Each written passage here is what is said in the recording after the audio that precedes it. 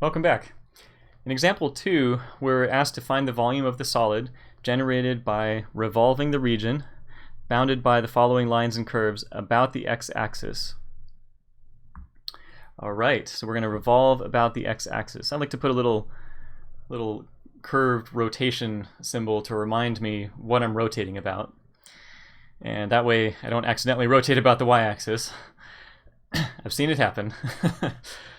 And usually that kind of thing comes out in the middle of a test when you're concerned about other things. So as soon as you can, about the x-axis, draw that the little curved arrow.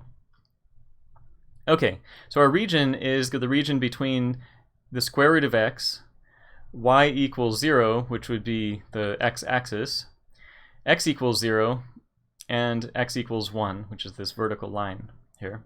So this is our region drawn in figure 4. I should mention that most of the time you're not going to be given the region, you have to sketch it out yourself. Here I'm just sketching it out so that you have something to work with. What we can do is draw a shadow copy of the region, just for reference. It's kind of an optional step, but helps you draw your shell in a nice way.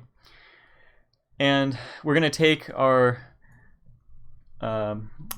rectangle, which notice is parallel to the axis of rotation. So it's parallel to the axis of rotation. We got these parallel lines. It's not perpendicular to the axis of rotation like that. It's going to be parallel to the axis of rotation if we want to use the shell method. And we're going to rotate that sample rectangle about this axis of rotation, just to show what an example shell would look like.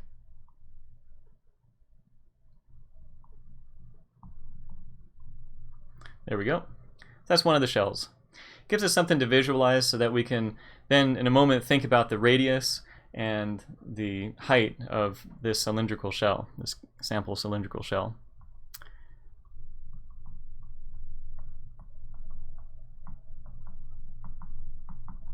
Okay, now one of the things is we've taken our rectangles, we've made them horizontal, which means there's a rectangle at each y value, which means our whole integral is going to be in terms of y. So if your rectangles are horizontal, you're going to be integrating in terms of y. If your rectangles are vertical, you're going to be integrating in terms of x.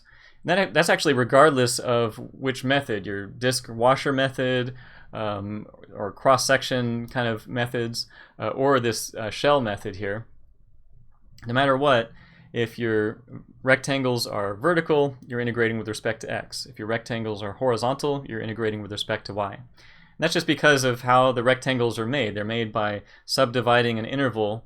Let's say you do it in x, and so above each x interval, you're going to be raising up a vertical rectangle. That's just kind of how it works. So here we're going to be integrating with respect to y. So we want our radius and our height in terms of y. Now the radius is going to be this distance from the outside of the shell to the axis of rotation. So this distance right here.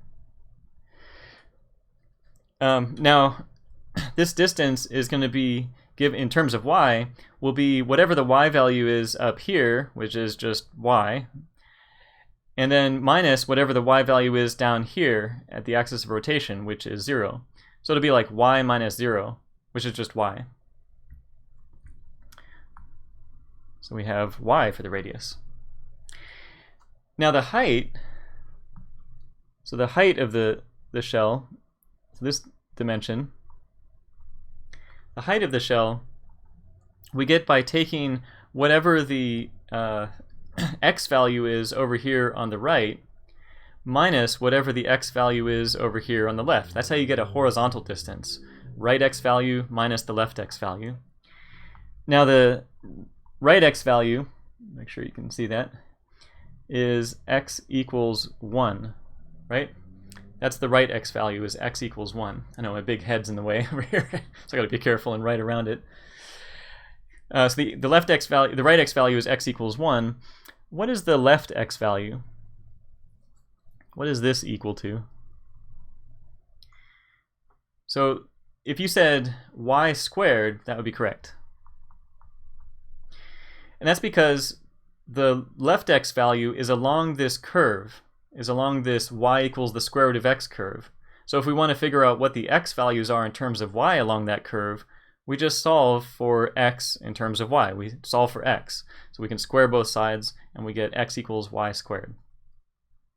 So we're going to take the right x value minus the left x value, so that'll give you 1 minus y squared.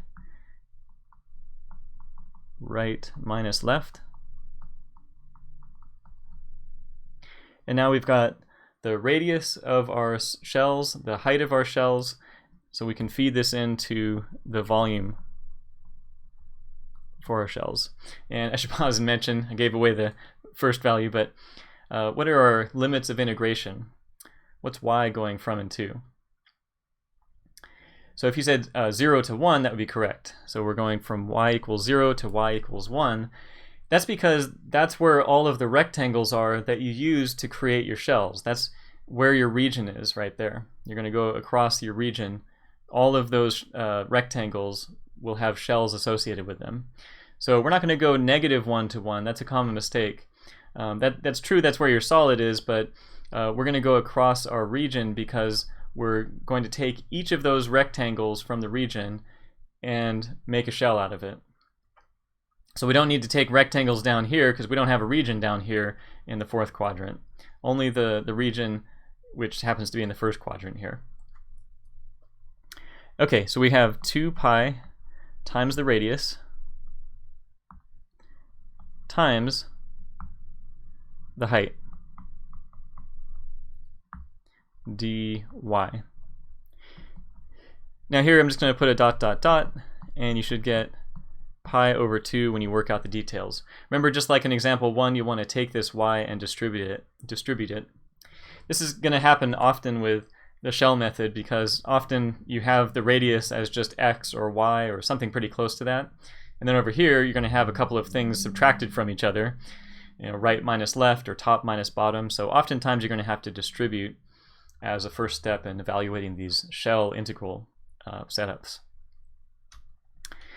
Okay, well, I think we'll do example 3 in the next part. See you there.